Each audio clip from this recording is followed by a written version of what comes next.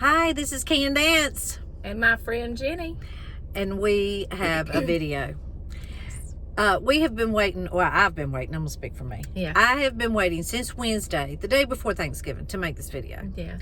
But life happens, work happens, Thanksgiving happens, That's Christmas right. decorations happen. These things happen. Yes, they do.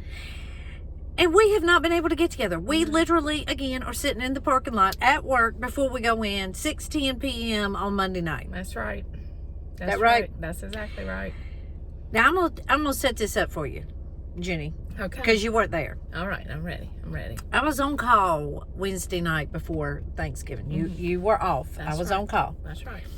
And I'm sitting there and I'm catching up on my KJ because, you know, I got to hear every word of it. I got to soak it up. I got to hear every word. I take it in. I digest it.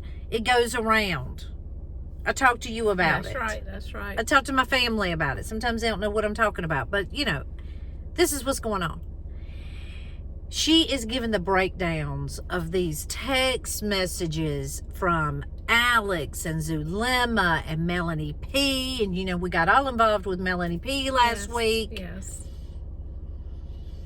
And then KJ starts saying some things. I mean, really giving the text messages between Alex and Chad Raphael Yes. and Zulema. And I'm really taking this information and some previous information that Chad had told some people about Tammy. And also something that KJ had said to us when we met her. Yes. That I had never heard before. Hadn't heard since. Can't find it. I don't know where it is. But when I heard on this video, KJ saying, he said that, and I could just kill myself right now because I had all this stuff wrote down. I left it at home. But anyway, we're just going to go off of it with the fly. That's right. But when I heard KJ saying that Alex did not feel good. This is the day he dies. He did not feel good, or maybe the day before he dies, but somewhere in the 24 hours of his death. And that he was out of breath every time he stood up. Yes. And that his resting heart rate was 100. And so there was some, you know, KJ's like, Candace and her friend Jenny, because we're really registered nurses. Let's just say what we really are. Yes. We're really registered nurses. However, at least one of us thinks she's a medical examiner on the YouTube. I don't know if you can figure out which one that is, but at least one of us thinks that. Okay. If I had to do my life over again, I would have been in forensics something or another. Yes. Worked with the And medical you've been examiner great. office. You know, just, I just get into these minute details. Yes. Then KJ was like, And neither one of us were on the live. We were not on the live. We were not on unfortunately, the we live. couldn't answer. okay, we could not immediately respond. That's right. However, I don't know, did I give you a thing that said about the resting heart rate? Anyway, so what a resting heart rate is this your heart rate literally when you are not doing anything?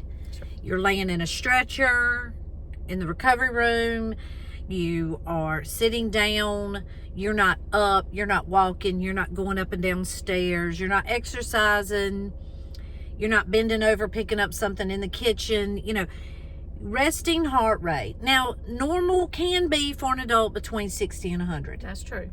That is true. That is true. However, it is not, we typically don't see your heart rate being 100 When you're resting. when you're resting. Because when you get up and you do any moving around,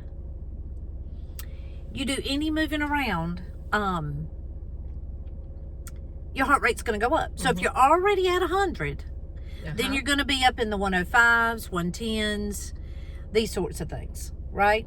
That's right. That's exactly right. So again, that's not good. And so, you know, I was looking up and it said that for like a 50, I think Alex was 50 or 51, for his age, about the 80s would be a normal resting heart rate. Right. And if your resting heart rate is higher than that, that you know, it could be from hypertension and these things. And we know he had these things. And I do not dispute that Alex Cox was not healthy. He did not have a healthy diet.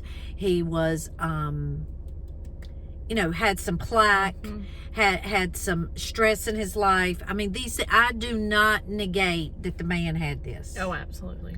I do not negate medical findings within his vessels. That's right. I agree. I do not negate that. No, we don't. But I Googled. And you know, I tell everybody, you want to Google something, Google it exactly what you want to find out. Don't try to think up fancy words. Right. Just Google it in the plain, straight, second grade English that you're thinking it. And so I Googled. I'm out of breath every time I stand up. So I'm like, okay, what causes that? And the overwhelming response is heart failure. So I'm like, okay. He's 51. He don't seem to be, you know, heart failure comes from usually the people that we see that have heart failure, congestive heart failure, is people with extensive long-term cardiac history. Yeah. Multiple heart attacks, diabetes, just, you know, they've been sick a long years time. Years of cardiac They've been disease. sick. That's their heart is actually sick, you know, like a virus or these things like this, right? That's right. I mean, that is exactly right. To our knowledge, we don't know that Alex had any of these sort of things. So I looked it up. And so, you know, when we met KJ, she asked us about EpiPens being found at the scene. Now, believe me, y'all, I want to dedicate hours to the case. I want to have the Perry Mason moment. I want to find it. Okay, I want to dig and dig and dig and dig and dig and dig and dig. Yes. I just don't have that kind of time. Now, if somebody wants to pay me for that kind of time, I'd be glad to do it. I don't have that kind of time. We have to come here. We have to work 12 hours. We have families. I don't have that kind of time. I wish I did. That's right. That's right. I wish I did. Okay. So I'm going to read to you what I found. Okay? Because I had to send it to Jenny because I'm videoing with my phone, right? Yes. So, symptoms of an epinephrine overdose. And epinephrine, you know, generally is in there to like increase the workload of your heart, to help your heart. If your blood pressure's low, we might give you this to help your heart, you know, beat a little bit faster, get the blood moving, that type of thing. So it says symptoms of an epinephrine overdose may include numbness or weakness, severe headache, blurred vision, pounding in your neck or ears, sweating, chills, chest pain, fast or slow heartbeats, but we usually see it increases the heartbeat. Yeah, that's right. Severe shortness of breath. And here is where we had us, well, Candace had it. Candace had to call Jenny about it. I had a little like, oh my gosh. Yes. Cough with a foamy mucus. Now I'm going to tell you why that meant so much to me. So, as I have confessed on here before, I have watched a lot of court TV. I have watched a lot of court of court cases. And, you know, if you used to watch court TV, like Nancy Grace was on court TV at 4 o'clock in the afternoons, and Vinnie Politan and these people, they have guests that come on, you know, psychologists, psychiatrists, defense attorneys. You know, they're trying to give you all aspects of a court proceeding, Right. and sometimes they have sheriffs, police, these people on there. Somewhere in there, I heard, which I mean, I know this makes common sense, but somewhere in there, I heard somewhere there is an element of the truth in lies. Mm-hmm. Something the person is saying is giving off some element of the truth just so that they can sort of keep it connected and halfway keep their story going. Mm-hmm. is what I what I would attribute it to, So I started thinking, like, didn't Chad tell people that Tammy had been sick? Yeah. And what else? That her heart was failing Her heart was failing her. What else? She also had a pink frothy. She had a cough before she Oh, that's went right, to bed. And then she had the pink froth when they found her. Mm-hmm, mm-hmm. But yes. Now, this is just a theory, correct? That's correct. We're not really is a medical theory. examiners. We're not. I mean, I cannot wait for the medical evidence to be presented in a court of law. I mean, I am over here salivating about this. Okay, because they will tell you if there are puncture sites, Mm-hmm. injection sites that cannot be explained. Now, I don't think that they normally test for epinephrine. We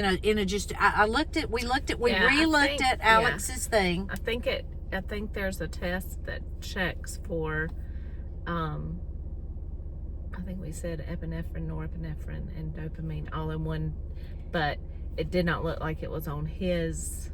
Like, it's not really Yeah, it's probably kind of a like generic. a hormone. That's right. So it's probably something that they have to look at. Now, again, we're gonna give out to KJ. We need to know where these EpiPens were, how many there were. Because I'm thinking, he went to Mexico. EpiPens probably in Mexico are cheaper than EpiPens here are not cheap. They're like hundreds and hundreds of dollars. Yes, they are. And I said hormones. I did not mean hormones at all. It's okay. I don't know what I was thinking of. But anyway, yeah, they are very expensive. We had issues here not long ago where people with severe allergic reactions who need to carry these EpiPens around. To stay alive. Yes, to stay alive.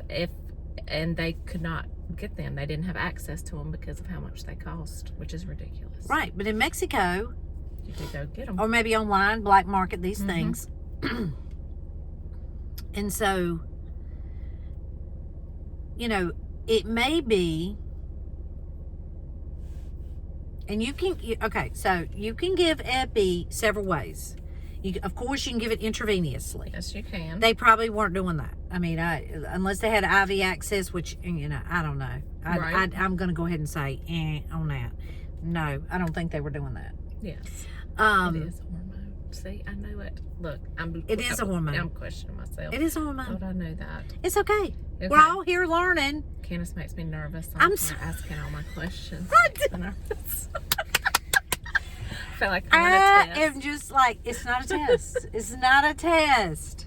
We're not the ones on trial. Thank God. Thank God. We're not the ones that have to give the medical expertise. That's right. That's right. Candace would be very good at I it. don't know, but I'm just saying. I I just try to think logically about things, because I think that unless you are a pharmacist or, a doctor, the general public just don't have a lot of deep knowledge about these That's things. right. That's right. All right. And you go back to, yes, there's several ways to administer it. Yeah. So you can give it in the muscle, like a shot, like if you were getting a shot at the doctor. We know that it can be poured down the throat. Now, in a medical setting, through an endotracheal tube. That's right. If you're in a code situation. And they're intubated, you can just open it up and squirt it right down into that and get it right down into the lungs.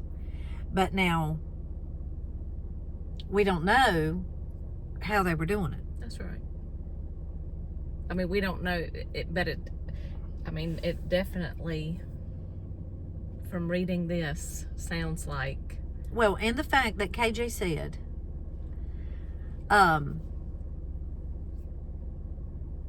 that there was EpiPens. She was the one that alerted us to this. Yes. And let me tell you, that's why I love her. First of all, she really goes over these, before she does these lives, Mm-hmm. she really goes over all the information. She's got the notes. She's made notes to herself. You can tell she's highly intelligent. She just thinks off the fly. Mm-hmm. But she takes her time when she's reading these things. That when she's reading it like that, and you've heard it, and the things start working together, Mm-hmm. and you start putting two and two together, it really starts clicking based on your experiences and things that KJ may be saying something. She doesn't even know that means something to me. Right? Because she doesn't have the same medical background that I have. Or you have. Mm-hmm. But, and I want to tell y'all, I wrote down the exact way that she read it off the text messages. And I apologize that I did not bring it. Christmas has exploded at my house, and that's probably why I don't have it. It's because it's probably laying on a table and I didn't see it. But actually, the night that she said it, I rewound it, that particular part, about 5 times. I wrote it down word for word what she said. And so Alex texts Chad on the burner phone and says, and I'm gonna have to, I don't know if I'm gonna get it word for word. Something about the pain. Is it the pain? From the spear in my heart has done residual damage. Now, no doubts. This is code for something. Let me tell y'all what I did. I went on. I don't know much about illegal drugs. I went on, I'm searching DEA sites. I'm typing in all of these words, particular words, that, what does this mean? What does this mean? To see if it was slang for something, street name for something. I couldn't find anything. I found a bunch, but I didn't find the words for that, but I'm just sitting here thinking about all that. It's code for something. It's got to be. It's code for something. And we heard it somewhere else too before. Well, Lori said when she didn't get Charles's insurance money, that it was like a spear to the heart. I'm looking up Mormon doctrine, LDS, cult language. Now there is something out there. I didn't delve into it much. It is got some religious aspect to it about holding the spear that speared the side of Jesus when he was on the cross. I didn't really delve much into that because, first of all, I don't think that spear went into his heart, and I just didn't delve into much. I read like 2 sentences of it. I was like, yeah, I don't think that's what he's talking about. Now, I would like to say too, I thought about this. Alex Cox was under an extreme amount of pressure. Pressure that you and I would not be able to take. Oh, no. We would not be able to take it. No. We even if we probably could murder somebody, even if we could not murder a child. And we could not do those horrific things. No. And so,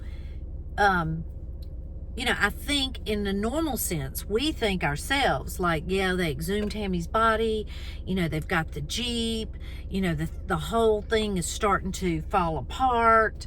It's starting to crumble in. He's starting to become aware that he is the fall guy, or they're going to make him the fall guy because he doesn't have the money. That's what it is. That's what it is. I mean, he doesn't have the money.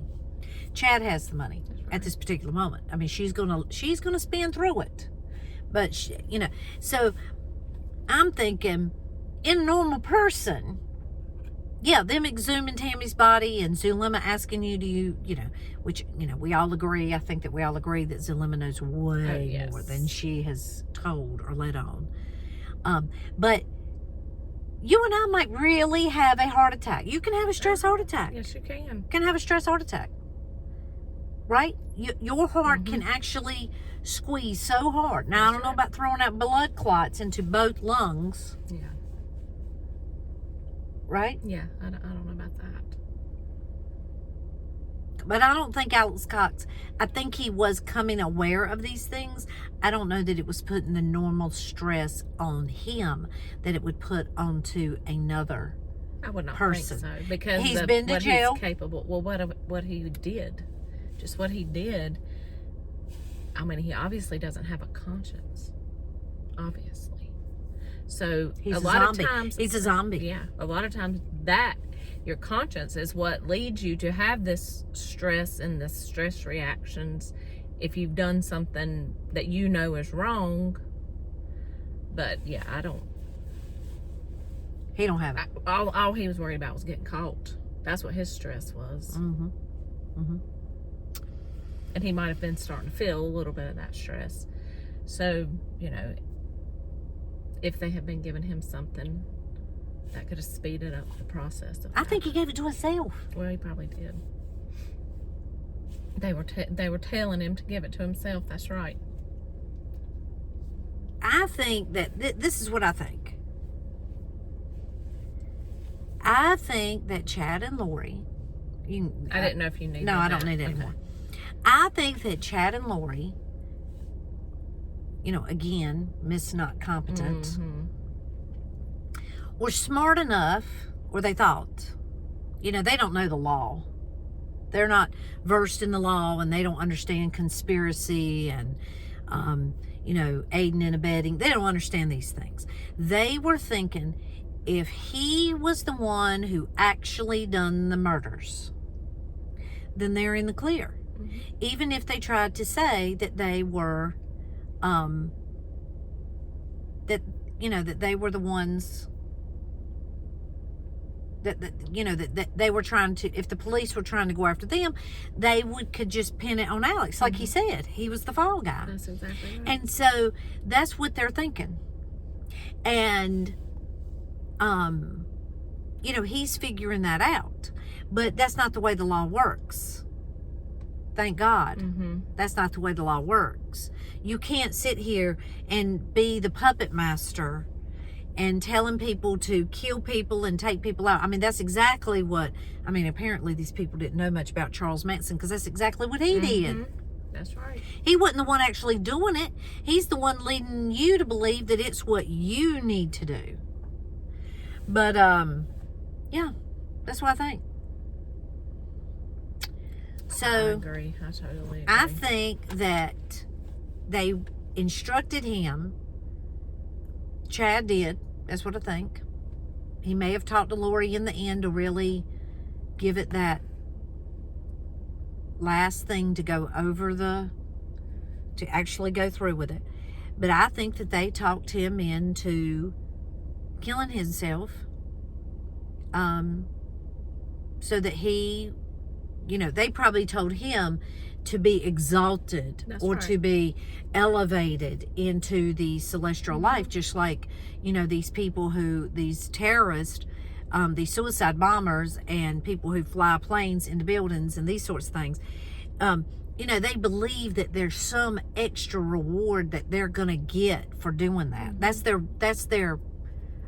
their belief and identity, right? That's right.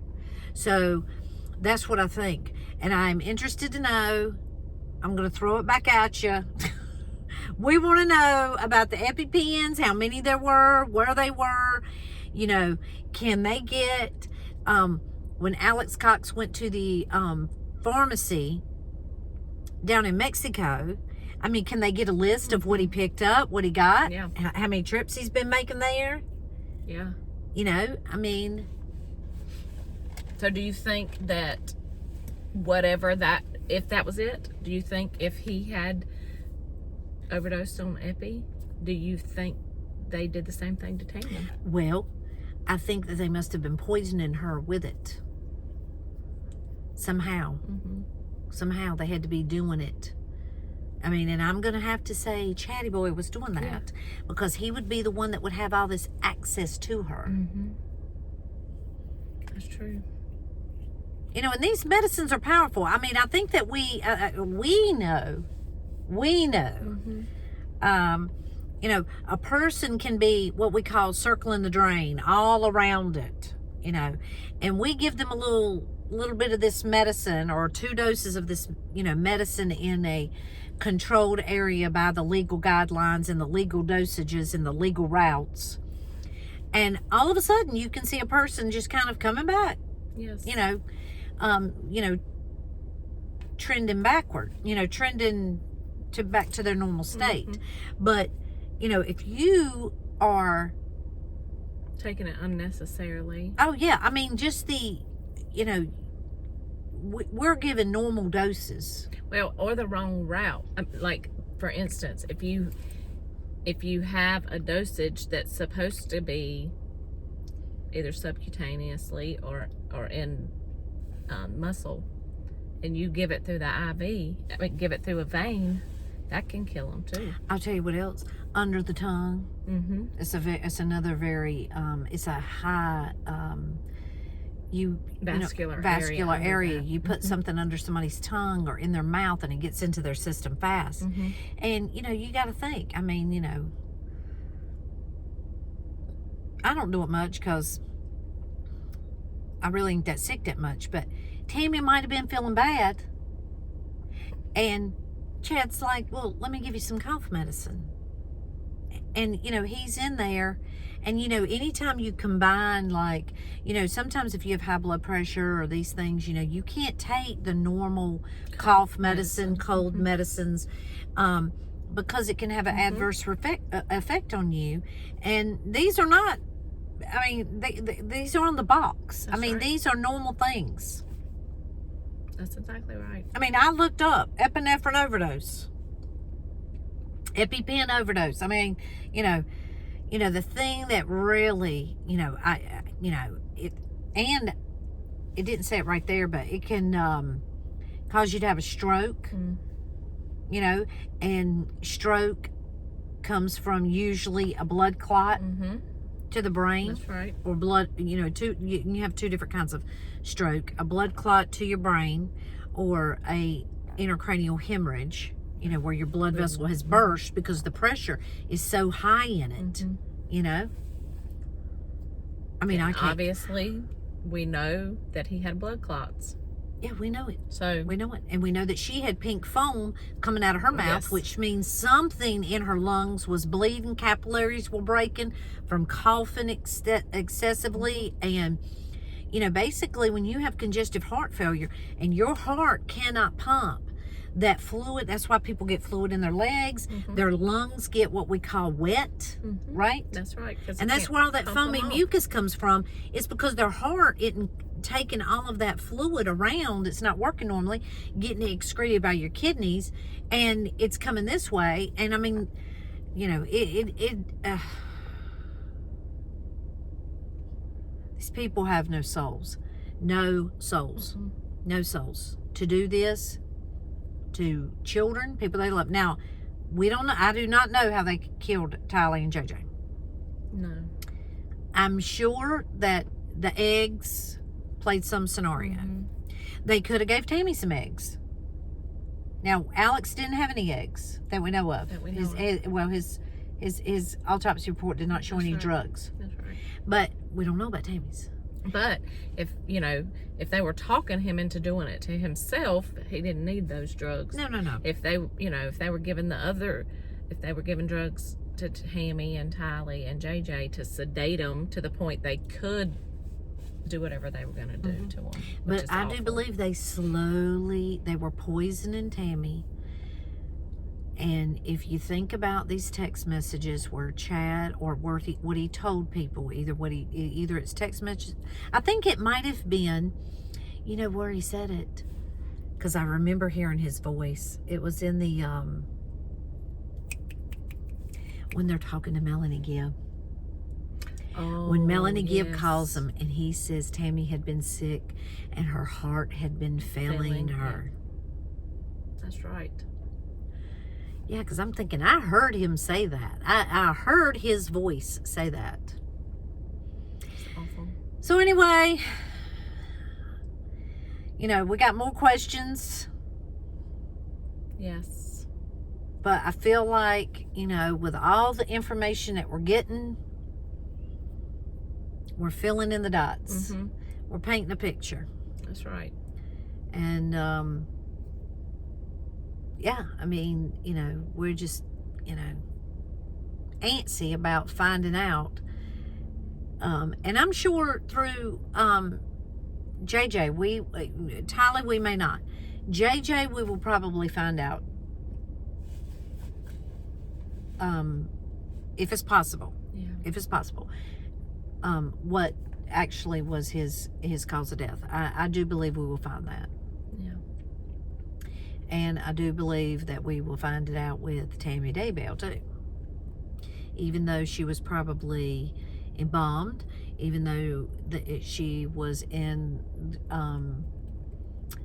she was buried for 2 months or 6 weeks, whatever. I do believe we'll find that out. Yeah. So anyway, we need to know about these EpiPens. Yes, we do. We need to know how many there were. We need to know if anybody knows about Alex Cox going to this Mexican pharmacy. Mm-hmm. I don't know much about Mexico. Do they keep up with things like here? There's like a national database of, you can't go over here and get this medicine and go right across over here and get the same kind of medicine. There's a limit on the supply, and there's a national database that kind of keeps up with that. So, That's right. Inquirer minds want to know. That's right. That's exactly we want to know. Yes. So, if we could get that answered, especially if there were like numerous EpiPens. Yes. I would say more than one. Yeah. But I would say it would take more than one to do it. I would think it would take a couple of hits at the same time, or in quick succession of each other. Yep. So anyway, we're going to go in here and do our thing. That's right. And so until next time. Bye.